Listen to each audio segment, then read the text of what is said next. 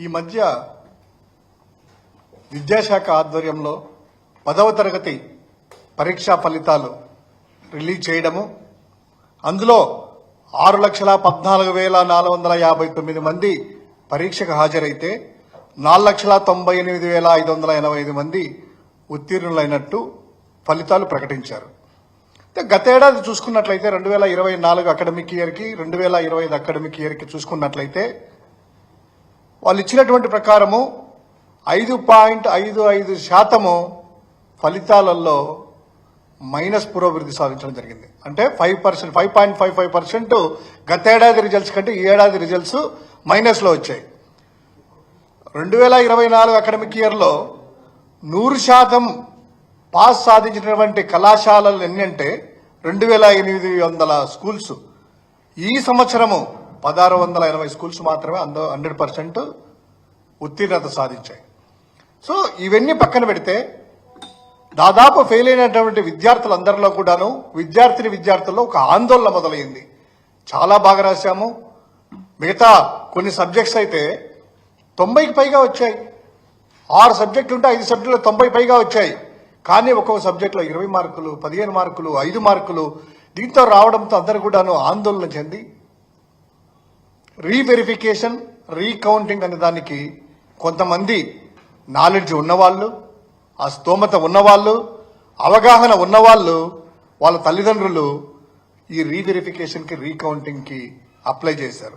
అందులో 66,363 దరఖాస్తులు రాగా వాటిలో 11,000 పేపర్లలో ఫలితాలు మారిపోయినాయి. ఎలా ఫలితాలంటే చూస్తే ఒక చాలా ఆశ్చర్యకరమైనటువంటి ఫలితాలు. ఉదాహరణకి జస్ట్ ప్రెస్ మీడియా కాబట్టి ఒక 2-3 కేస్ స్టడీస్ ఎగ్జాంపుల్స్ మనం చెప్పుకుందాం. కడప జిల్లాకు సంబంధించినటువంటి జమ్మలమడుగు నియోజకవర్గం, ఎర్రగుంట్ల మండలం. అందులో జిల్లా పరిషత్ ఉన్నత పాఠశాలలో 10వ తరగతి చదివినటువంటి గంగిరెడ్డి మోక్షిత అనేటువంటి స్టూడెంట్ ఒక సబ్జెక్ట్ ఫెయిల్ అయినట్టు మెయిన్ ఫలితాల్లో వచ్చింది. ఏది సోషల్ సాంఘిక శాస్త్రంలో ఫెయిల్ అయినట్టు. ఆమెకు మార్కులు ఎన్ని తెలుసా? తెలుగులో 96 వచ్చాయి, హిందీలో 82, ఇంగ్లీష్లో 24, మ్యాథమెటిక్స్ 83, సైన్స్లో 98 మార్కులు, సోషల్ స్టడీస్లో 21 మార్కులు మాత్రమే వచ్చినట్టు ఫలితాలు ప్రకటించారు. కేవలం 21 మార్క్స్. సరే, వీళ్ళకి ఉంది కాబట్టి, కొంచెం అవగాహన ఉంది కాబట్టి వాళ్ళ తండ్రి గంగిరెడ్డి మల్లేశ్వర్ రెడ్డి 1000 రూపాయలు రీవాల్యుయేషన్ ఫీజు కట్టి, అయ్యా మా పాపకు సంబంధించినటువంటి వీటిలో రీవెరిఫికేషన్ చేయాలనేటువంటిది దరఖాస్తు పెట్టాడు. పెట్టిన తర్వాత రివాల్యూ చేసిన అధికారులు రివాల్యూ చేసి ఫలితం ప్రకటించారు. అందులో 84 మార్కులు వచ్చాయి. 84 మార్కులు. ఇనిషియల్ గా 21 మార్కులే వచ్చి ఫెయిల్ అయింది. కానీ రీవెరిఫికేషన్లో 84 మార్కులు వచ్చినాయి. అంటే ఆమెకి ఏకంగా 63 మార్కులు, ఒక సబ్జెక్ట్ లో 63 మార్కులు తక్కువ వేసేసి ఇచ్చారు రాసినటువంటి ఫలితంలో. సో ఇంకొక కొంతమంది చూద్దాం, వాళ్ళ పత్రికలు చూద్దాం, ఎల్లో పత్రికలు చూద్దాం, రికార్డ్స్ ప్రకారం చూద్దాం. వీటిలో ఈ బాపట్ల జిల్లాకు సంబంధించినటువంటి కొల్లూరు ఉన్నత పాఠశాలలో చదివింది ఒక తేజస్విని అనేటువంటి విద్యార్థిని. 5 సబ్జెక్టులలో 90కి పైకి వచ్చాయి. ఇవిడ కూడా ఒక్క సోషల్ స్టడీస్ లో 23 వచ్చాయి. ఫెయిల్ అయినట్టు ప్రకటించారు. వాళ్ళు కొంచెం అవగాహన ఉంది కాబట్టి రీవెరిఫికేషన్కి అప్లై చేశారు. రీవెరిఫికేషన్ ఎన్ని వచ్చాయి తెలుసా? 96 మార్కులు. రీవెరిఫికేషన్లో 96 మార్కులు. ఇనిషియల్ గా 23 మార్కులు వచ్చి ఫెయిల్ చేశారు. ఇప్పుడు 96 మార్కులు వచ్చేసేసి ఉత్తీర్ణురాలైంది. ఇంకొకటి చూద్దాం. కర్నూలు జిల్లాకు సంబంధించినటువంటి సి బెలగల మండలం సంఘాల ఉన్నత పాఠశాల. ఆ పాఠశాల ప్రేమ వర్షకి సోషల్ స్టడీస్ లో 77 మార్కులు వచ్చాయి. ఆమె మంచి ఇంటెలిజెన్స్, వాళ్ళ నాన్న అందరూ కూడా లేదు మా పాప తక్కువ వచ్చాయని మళ్ళీ రీవెరిఫికేషన్ చేస్తే అందులో దీనికి సంబంధించినటువంటి 93 మార్కులు వచ్చాయి. సెకండ్ రేంజ్ 93 మార్కులు. ఇది ఒకటే కాదు, 10th క్లాస్ ఒకటే కాదు, ఈ అకాడమిక్ ఇయర్ లో దిద్దినటువంటి ఇంటర్మీడియట్ మార్కులు కూడాను, వాటిలో కూడా ఎన్ని తప్పు విధాలు, ఎంత అన్యాయంగా చేశారంటే ఆ ఇంటర్మీడియట్ మార్కుల్లో విజయవాడకు సంబంధించినటువంటి ఒకటో రెండో చెప్తాం రెస్పెక్ట్ కాబట్టి జస్ట్ ఆ విజయవాడ చేసిన దండే రాజేశ్వరికి సెకండ్ ఇయర్లో 530 మార్కులకు గాను 431 వచ్చాయి. 430 మార్కులు వచ్చాయి. అన్ని సబ్జెక్టులలో 90% పైగా వస్తే ఇంగ్లీష్లో మార్కులు ఎన్ని వచ్చినాయని ప్రకటించారు తెలుసా? 5 మార్కులు, ఓన్లీ 5 మార్క్స్. మిగతా సబ్జెక్ట్స్ అన్ని సబ్జెక్ట్స్ కూడా 90% అబౌవ్, కానీ ఇంగ్లీష్లో 5 వచ్చాయి.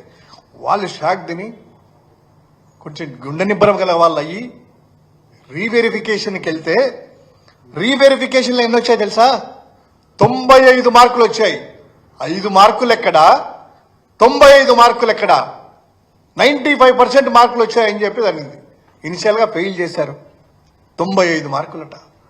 సరే ఇంకోటి చూద్దాం. కాకినాడకు చెందినటువంటి పరిమళశ్రీ అనేటువంటి మ్యాథమెటిక్స్ పేపర్ ఏలో తక్కువ మార్కులు వచ్చాయి. అది ఏంటి? 21, 22 ప్రశ్నలకి 7 మార్కులు చొప్పునివ్వగా ఓఎంఆర్ సీట్లో 22వ ప్రశ్నకి వాళ్ళేమో 7 మార్కులు ఇచ్చారు కదా, అస్సలు వేయలేదు ఓఎంఆర్ సీట్ సంబంధించిన దాంట్లో. దీంతో వాళ్ళు రీవెరిఫికేషన్ వెళ్ళడము, తర్వాత యాడ్ చేయడం. ఈ జస్ట్ కొన్ని ఎందుకు ఇలా జరుగుతున్నాయి? 10th క్లాస్ అనేటువంటిది ఆ పిల్లలు కానీ పిల్లల తల్లిదండ్రులు కానీ చాలా సున్నితమైనటువంటి దశ. మనం చూస్తా ఉన్నాం ఎంతో మంది విద్యార్థులు 10వ తరగతిలో తప్పిపోవడమో మార్కులు తక్కువ రావడంతో ఏం చేసుకుంటున్నారు అనేటువంటిది కూడా మనము కళ్ళెదుట సాక్ష్యం. అటువంటి సున్నితమైనటువంటి ఈ యొక్క 10వ తరగతి పరీక్షా ఫలితాలను రిద్దేటప్పుడు కానీ తగు సూచనలు కానీ జాగ్రత్తలు కానీ ఎంతో జాగ్రత్తగా తీసుకోవాల్సినటువంటి ఆ యొక్క స్టేజ్. కానీ ఇక్కడ రికార్డుల కోసము అదే పత్రికల్లోనే ఎల్లో పత్రికల్లో ఏం రాశారు తెలుసా? వారం రోజుల్లోనే రికార్డు స్థాయిలో లోకేష్ గారు విద్యాశాఖ మంత్రి దీన్ని వేశారు, ఏది రిజల్ట్స్ ఇచ్చేశారు. వారం రోజుల్లోనే కరెక్షన్ అంతా అయిపోయిందంట, అనౌన్స్మెంట్ అంట.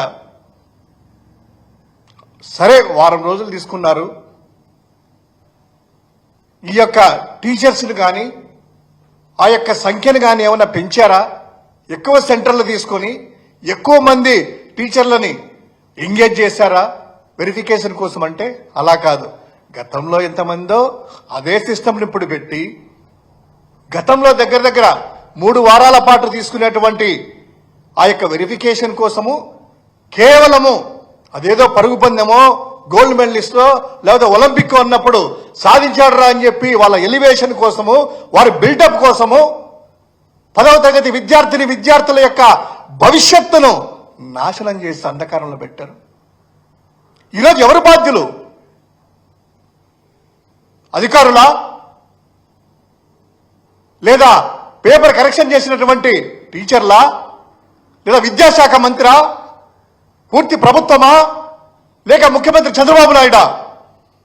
ఖచ్చితంగా దీనికి సంబంధించినటువంటిది విద్యాశాఖ మంత్రి బాధ్యత తీసుకోవాలి.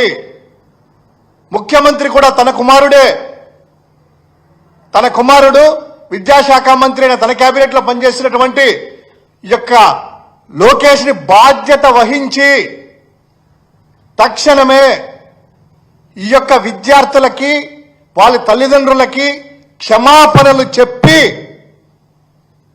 పొరపాట్లు జరిగాయి, మా రికార్డుల కోసము, మా యొక్క బిల్డప్ కోసము, మా ఎలివేషన్ కోసము మీ యొక్క భవిష్యత్తును ఆటలాడామనేటువంటి చెప్పి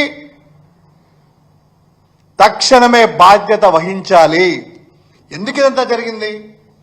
తనేమో విద్యాశాఖ మంత్రి, విద్యాశాఖ మీద ఫోకస్ చేస్తే కదా రెడ్ బుక్ రాజ్యాంగం తీసుకోవడము, రెడ్ బుక్ రాజ్యాంగాన్ని అమలు చేయడము, వైఎస్ఆర్ కాంగ్రెస్ పార్టీ వాళ్ళ మీద అక్రమ కేసులు పెట్టడము, వారిని లాఠీలతో కొట్టడము, సోషల్ మీడియాలో మామూలుగా యాక్టివ్గా ఉంటే చాలు ఏదో ఒక తప్పుడు కేసులు పెట్టడము, రెడ్ బుక్ రాజ్యాంగంతో అదిరిస్తూ బెదిరిస్తూ ఉంటే సకల శాఖ మంత్రిగా ఆయన, మిగతా ఇండస్ట్రీ మంత్రి కూడా సంబంధం లేదు.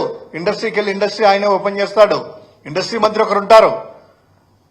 మిగతా అన్ని శాఖల్లో కూడా ఏలు పెట్టి విద్యాశాఖలో అట్టర్ ఇంటర్ ఫెయిల్ అయినటువంటి ఈ వ్యక్తిని ముఖ్యమంత్రికి తనకు తానుగా డిస్మిస్ చేయడమో లేకపోతే తనకు బాధ్యత వహించి ఇమ్మీడియట్ గా రాజీనామా చేయడమో ఖచ్చితంగా జరగాలి.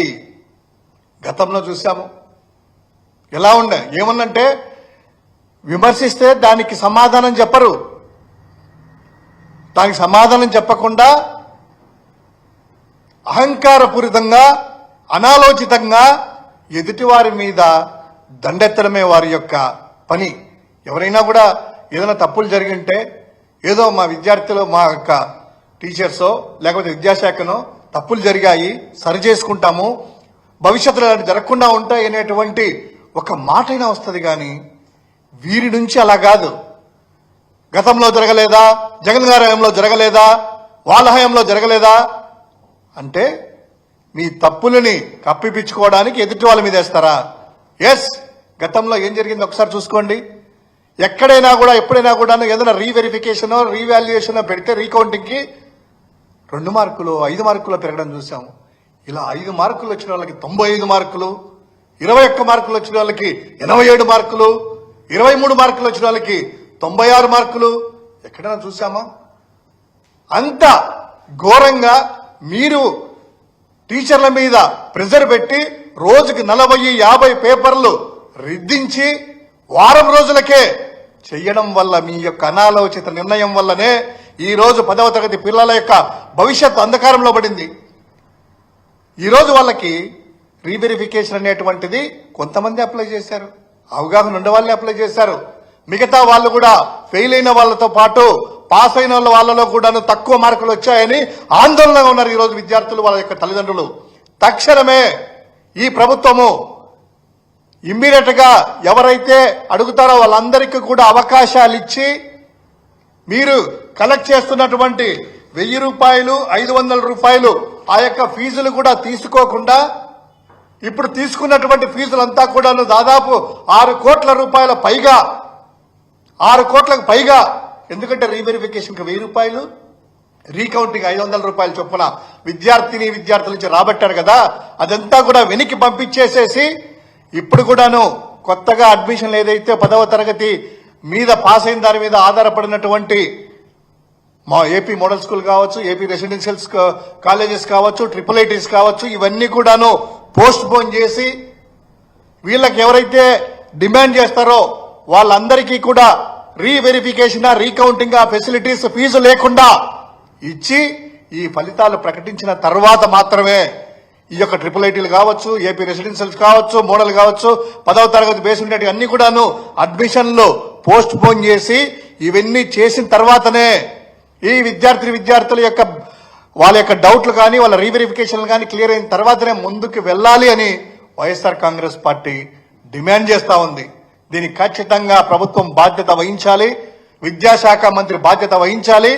తప్పినతో అతని తండ్రే కాబట్టి ముఖ్యమంత్రి బాధ్యత తీసుకోవాలి. ఏదో జరిగినాయి కదా పొరపాట్లని ఎల్లో మీడియాతో రాసి తప్పించుకునే ప్రయత్నం కాదు. వెరీ సున్నితమైనటువంటి 10వ తరగతి పరీక్షా ఫలితాలు మీరు ఇలా చేస్తే ఎంసెట్లు ఏం చేస్తారు, తర్వాత మిగతా సబ్జెక్టులు ఏం చేస్తారనేటువంటిది ఈరోజు ఆంధ్ర రాష్ట్రంలో ఉన్నటువంటి ప్రతి విద్యార్థిని వాళ్ళ తల్లిదండ్రులు భయోందనలో ఉన్నారనేటువంటిది గమనించవలసినదిగా ప్రార్థన.